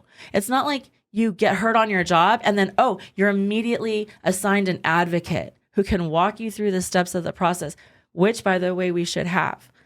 There's none of that. It's here you go. You're blind now. Go figure it out. Yeah. And you have no idea what you're doing. And they speak a whole other language. Your attorneys speak a whole other language. And then all of a sudden, it's just a complete mess, and to find hope in that, well, I have to thank the land. But some people can't find that hope in anything. And so then what? And I think that that's something that we don't think about on a daily basis. You have people that are oh, these people are just lazy, or oh, these people are just out there because they're on drugs, they're on alcohol, they're on this, they're on that. I'm not going to support them. I'm not going to pay my taxpayer money. I'm not going to give them money. And it's everybody was, we don't know the stories. We don't know what happened to people. We don't know what put them there, and it's kind of a little inhumane to just kind of just think of them as nobody anymore, and I think for me, that's what makes it the worst. Definitely. And to be honest, I'm an introverted kind of person, but I cannot have all this information, have understanding the way I do, and be quiet about it. And so now I'm full force the opposite. And I don't know what I'm doing, but I do know that I have understanding, and I'm going to fight for those who cannot fight for themselves, flat out. I'm going to fight for myself. I'm going to do what I can to, because right now it's hard for me financially. I'm a single mom. I don't make an income because I'm technically living off of, welfare, because I'm in line for disability. And when that'll be approved, who knows? And I can't fully collect all my child support because I'm on welfare. So all my child support goes to the government. And it's just people don't realize what it's like to live off the system unless you've done it. You just don't know. Yeah. And so people who haven't experienced that don't need to be voting on it and don't need to be judging others. flat out. Like, and so a lot of this people don't know about me, and it's really hard to like say those things, you know, and for people to look back at me and be like, oh, she's on welfare, and then their judgments. And I do get judgment. I get a lot of love and praise and everything, but there are people out there that call me a bad mom because I'm broke, you know, and like when my car got broken into in Lytle Creek, you know, I was upset because buying a new window for me, $300 is not that easy for me to come up with, you know, and I really try not to ask for donations. I don't want people feeling sorry for me. I don't even want people knowing my financial situation, to be quite frank, because it's embarrassing. Like, I used to hustle so much, you know, but it is what it is. And I'm going to make it through, and we're going to figure it out. And that's why I'm fighting for a change. And for you to be on those panels at the Garcia Center it's amazing, because you can be the voice for all those people that have had an experience just like you. Totally. Yeah. That's awesome. Thanks for doing this. Yeah, totally. Thank you for having me. Thanks for sharing everything, all your stories.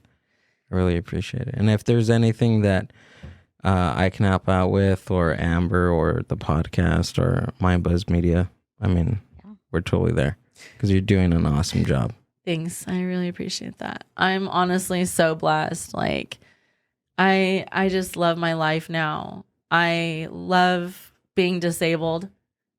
I fully welcome it. You know, it has given me like so much mindset that I never saw before. And just being able to raise my daughter with this understanding, and her understanding me with a disability at 4, it proves that we can, you know, place these small seeds in little people, and they can be conscious of like what's actually happening in the world, you know, and what they're doing and their decisions that they're making. And, oh, I will throw away this piece of trash. Hey, mom, like, you just littered. That's not cool. And yeah, like, it's kind of, my whole life has just kind of been like just like, I don't know, like, how do you say, like, we'll see. We'll just see what happens. It's been So what's next for Socal Trash Army? Where do you want to see yourself? Where do you want to see this movement going? Damn, that's a good question. We haven't thought that far yet. There's always so much going on. There's always so much going on. Honestly, like, I just want to keep encouraging the community to think about their space. You know, like, what is it? London has a Devonshire. They made like 15-minute communities. I don't know if you guys heard about this. No. But it's where like your living space, you work, and everything you do is within 15 minutes of your house. Oh. And you are not allowed to leave like that sanction. And if you want to travel or whatever, it's like twice a year you can leave your area. And I saw that, and I was like, damn, this could really happen, because they made Hunger Games. So, I mean, this shit could really happen, right? That's interesting. Right? And I was like thinking to myself, like, what if that was to go down? What would your 15-minute space look like? And if that's what you were stuck with, like, what are you going to do about your space? Mm-hmm. And everyone would be forced to be working into like their own community. And I hate the idea of that 15-minute space, but considering that it is like a realistic possibility of what they could do to us in the future, people need to start taking care of like their homes straight up. Yeah. I like that in a sense for like work, you know, like, because a lot of people that, at least in my experience, a lot of people live out in like past San Bernardino County, but a lot of them work in Los Angeles, like Los Angeles County, and it creates a lot of traffic. Like, just like not traffic, but like, and then also just the like gas. And I'm from what you told me about what was it, the 15-minute project. I've always had like this thing about that because I lived in Rialto for years, and I worked in Glendora, I worked in San Dimas, I worked in Pomona. Majority. I'm in Chino now, and most of my commute is to Long Beach, to Paramount, and I make those trips daily. And I think about it, and there's also people living in Los Angeles that work out, like reversed of what I do. And I always thought about that. Like, what if like we were only allowed to work in our own county, or what if we were only allowed to work in our own city? Like, what would that look like? What would that be? How would that transpire with community? How would that transpire with like traffic and just resources in general? That's crazy. Like, I didn't know that was actually going to be a thing, like, or that's a thing now. I guess it just depends on, honestly, what's offered in your city. Because if you lived in San Bernardino, that would be dope. There's plenty of places to work, plenty of places to go do stuff at, right? Right. But then if you're doing that in like Hemet, they don't have a lot of stuff. They don't have a lot of resources. They don't have a lot of things, So that would really suck for their community. Right. Yeah. But again, if you worked and lived in your space, you would become familiar with your own house that lives Absolutely. down Yeah. the street from you. Yeah. You probably wouldn't want to see them there. So people might come together and house them or whatever it may be. Yeah. But yeah, it's just kind of like a realistic possibility I want to like tell people about, because That's crazy. It is crazy, but it also makes sense, like you said, like, because it's like your home, or we would hope that people take care of their home and clean their space and make it comfortable. But yeah, I mean, our space is also outside. Our space is the community we live in, we shop in, we go to the park in and everything, and we just are letting it go to shit. It's not good. it's crazy too, because after COVID, you think everybody would have like so much more appreciation for their Just a outdoor slight, space. little bit. Right. Just a slight, please. Right. Yeah. Nah, man, I think it's just getting worse. And we live in a consumer world where people are so tied up with buying stuff. You can have it so instantly. And it's like, dude, we don't need this shit. Like, we do not need this stuff. Keeping up with the Kardashians is something old. Like going to Disneyland all the time and having passes, that's kind of like a has-been thing. Being outside is where it's at. It doesn't matter. Being at the beach, being in the mountains, hiking, doing, the off-roading thing, like that's where life is, Yeah. You would think, like, even in 2020 when the lockdown was happening, people were out more than ever. I mean, at least that's In nature. the feeling that I got, that people went camping more. They went to the beach more. They spent their time outside more. And I don't know how it didn't, continue. Even with me, like I admit it, I haven't been to the beach in so long. And before, like, me and my son were going to the beach like every other day. And I mean, we were going to Mount Baldy like all the time just to go out. We didn't hike. We're not hiking people, but we just stopped right there on the side of the mountain and just hung out there and just chilled and just looked at the mountain. And we would drive up a mile, stopped, looked at the mountain, took it all in. We got to do that more. Totally. We got to take care of the space, though. Yeah. Yeah. It's just everybody's job. Yeah. We're running out of green spaces. We're having all these warehouses built in our areas. And Especially in San Bernardino. Like it's all these, crazy. you turn around and there's another Amazon facility either built or being built. Like in Highland, there's this huge space, and I think it's like Victoria Avenue and something. Huge facility, huge Amazon warehouse facility. and see they're building all these, places to work, right? But no places to live. So again, it's going to draw more traffic to the area. It's just, I always laugh because they're selling these houses for $800,000. I'm just like, next to the freaking warehouse, like directly, literally right across the street. You know, you're going to be in traffic with big rigs and like, why? We have the worst air quality. I was at city council speaking like 2 weeks ago for Colton, and dang, you do Colton too? All the IE basically. Really? Yeah, and especially when my comrades, they call me and they're like, "Hey, we're all gathering for the warehouses for this city or that city." That's when we come together and we all fight together. So so Colton was like two weeks ago, and I was like trying to read an article, that literally we are in the 69th percentile for asthma. What? Seriously, for Inland Empire. Oh my and God. then we are in the 65th percentile for cancer. Wow. So, yeah. And then they just want to keep building more and more and more, not holding, the warehouses accountable.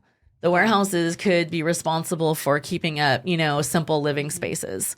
They could be responsible for green spaces, putting back into the parks or putting back into education or even for the unhoused. There's no reason why they can't, Amazon, build housing and run shuttles and get these people employed. Yeah. You guys hire anybody. So come on now, give jobs. Yeah. They're local. And they'll be there to show up every day. Like, you just got to get them the necessities that they need. Help them get a driver's license. Help them get a roof. Make sure they're fed. Clean clothes, because these people need all the basic necessities to feel like a decent human being. And the community will start thriving, even though I don't want to see Amazon thrive. Sorry, but that is a way. Yeah. So... Yeah. But I guess, like, going back to what you're saying, like, political, I mean, that's what it kind of comes down to, because even in my city, I live in Paramount. I'm like, oh, should I be? No, it doesn't matter. I live in Paramount, I'm right next to Long Beach and everything. And I got approached by 2 gentlemen that are, scholars, both, like, doing their doctorates and, like, environmental science and everything. And I remember one day they came and they sat with me and they were like, hey, we want to do like a community outreach. How can you help us? How can we get this out there to get our community knowing about what's happening? And I'm like, well, what's happening? So they started laying it all out, right? And I've lived in this community since I was like 2 years old, never knowing what was happening. And we have this like metal place, which is like one of the biggest like metal producing facilities within like this whole region of the United States. It produces like the most metal, and it sits in a small town. I mean, Paramount is tiny, it's small, and it's just like oozing out, chemicals that are creating cancer and all these things. And one of the guys actually lives across from it, and him and his entire family all have cancer now to this day, and they're trying to do like a lawsuit with them. And I was like, well, why isn't the city doing anything? And he's like, well, because this company produces money for the city. And he's like, and the city's never going to shut them down or anything. And regulation wise, they're just kind of putting a Band-Aid over it and saying, hey, you have to have this filter, and that's it. And he's like, this filter is not helping shit. And I'm just like, whoa. And I was asking him, like, so why don't we know about this? And he's like, because every time we have town community meetings, he's like, they won't send out flyers. They won't let the community know. They won't disclose the location. Because I'm like, yeah, well, where are they? Like, I'm part of the community. I want to know. And he's like, they won't. He's like, they'll say that they do, and they'll probably put one flyer out, and it'll be like within one of their facilities, and then that's it. And they're like, yeah, we tried. And then nobody shows up to the meetings to, say no or say anything. And he's like, that's how it is. And he's like, and that's how it is in all cities. He's like, money talks. Super typical. They only have to announce it like one time, and it's like in a newspaper, and nobody reads the newspaper anymore. It's like, It's like you can't even make the effort to put it on social media. You know, it's really intense because they'll say they tried. Yeah. You know, but How do they sleep? Like, I don't. That's that part, yeah. literally. Well, now. I wonder that so Yeah. many times. I'm just like, how do these people like go about their daily business just fully knowing that they're doing something wrong? Like, one of my buddies sits on a board, I'm not going to say because it's local, and he literally one day left his cell phone open and on documents right in front of me and then left. And I didn't realize what I was looking at, but it was a classified email regarding it's even scary to talk about this because this could get us into trouble. But it was regarding about something that ties literally every community together. People that are housed, that are unhoused, renting or owning or business. But there's things that tie us all together, and that's water and power and gas. So with that being said, this email, I could not believe what I was reading. I mean, if the public knew, really what was happening behind their backs, more and more people would be showing up to these council meetings for sure. Like, for sure. But, it takes effort to get community support. It has to directly affect people in order for them to get, active. Yeah. Definitely. Damn, dude. Do you think he left that so you can read it? Oh, 100%. Oh yeah. Oh, 100. Because he knows what I do. And he knows it's wrong. And he was just, I haven't expressed this information because, again, I put Of myself course. in jeopardy. And I live in a really scary world sometimes, you guys. Yeah. Yeah. It's hard. It's really hard. Well, if there's anything that we can do to help out, Thanks. do you want to push that yellow button? Thanks for coming by Totally. and doing this. You probably have more stories, and we got to have you back. Cool. I want to have you come back in the next couple of weeks. Thanks for finding me interesting enough to have me. So tell us what's going on with Socal Trash Army and you. Yeah, so we have a cleanup coming up March 18th at 9 a.m. Hidden Acres in Lytle Creek. We're going to do graffiti removal. I have a bunch of events coming up. Actually, I have the East Street cleanup. I have the Easter event. I have Juneteenth. Oh, Juneteenth at San Bernardino Valley College. Literally, just come find me on Instagram or Facebook, Socal Trash Army Instagram or Socal Trash Army Facebook. I don't give my number out anymore. That's fine. I'm like, no, don't. No, Yeah, don't. I got crazies that call me, so I had to change the number recently too. It's too much. I also see that you have like a wish list here, right? Yes. People go on there. It is on my favorite website, Amazon. But yeah, No we have a problem. bunch of things that we need. We're always collecting. I'm, grassroots again, so the support is there, but it's not a lot. I can always use support from the community. And hey, donations for gas or anything you guys want to help me with, like, I'm accepting. Cool. Also, my art show. I'm doing a trash art show. It's my first art show. Oh, cool. Nice. Yeah, it'll be at the Little Gallery in August, so keep up with me on that too. That's awesome. And I want to say something to anyone who's ever volunteered for me. Like, dudettes, thank you so much for rocking with me, and I really, truly appreciate you guys. This would be nothing if it wasn't for you. The Mind Buzz.